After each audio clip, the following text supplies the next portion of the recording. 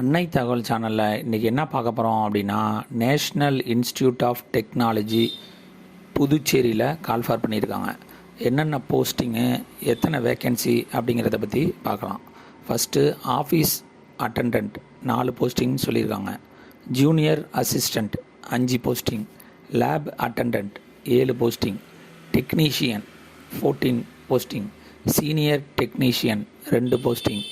Senior assistant 2 posting. Pharmacist 1 posting. Personal assistant 2 posting. Superintendent 2 posting. Library and information assistant 1 posting. SAS assistant 2 posting. Technical assistant 8 posting. Students activity and sports SAS officer 1 posting. Medical officer 1 posting. Assistant registrar 2 posting. கடைசியாக deputy registrar போஸ்டிங்கு 1 அப்படின்னு சொல்லியிருக்கான். Different type of போஸ்டிங்க்கு கொடுத்துருக்கிறதுனால குவாலிஃபிகேஷனுங்கிறது minimum 12வது ITI, diploma மற்றும் any degree முடித்தவங்க அவங்கவுங்க குவாலிஃபிகேஷனுக்கும் போஸ்டிங்க்கும் தகுந்த விண்ணப்பத்தை விண்ணப்பிக்கலாம். மேலும் ஏஜ் ரிலாக்ஸேஷன் என்ன கொடுத்துருக்காங்க அப்படின்னா, எஸ்சி எஸ்டிக்கு 5 இயர்ஸ் ஏஜ் ரிலாக்ஸேஷன் கொடுத்துருக்காங்க.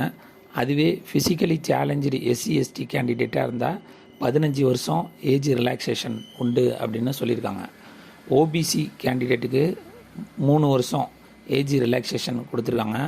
அதுவே ஃபிசிக்கலி சேலஞ்சு ஓபிசி கேண்டிடேட்டாக இருந்தால் 13 வருஷம் ஏஜ் ரிலாக்ஸேஷன் உண்டு அப்படின்னு சொல்லியிருக்காங்க. Place of posting Karaikal. இது ஆன்லைன் எக்ஸாமு மற்றும் ஆன்லைன் மூலியமாக தான் இந்த எக்ஸாமுக்கு விண்ணப்பிக்க முடியும்.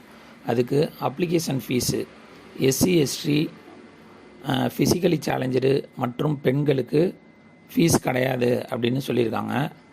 General category, OBC category, economically weaker section இவங்களுக்கு அப்ளிகேஷன் ஃபீஸ் 500 அப்படின்னு கொடுத்துருக்காங்க.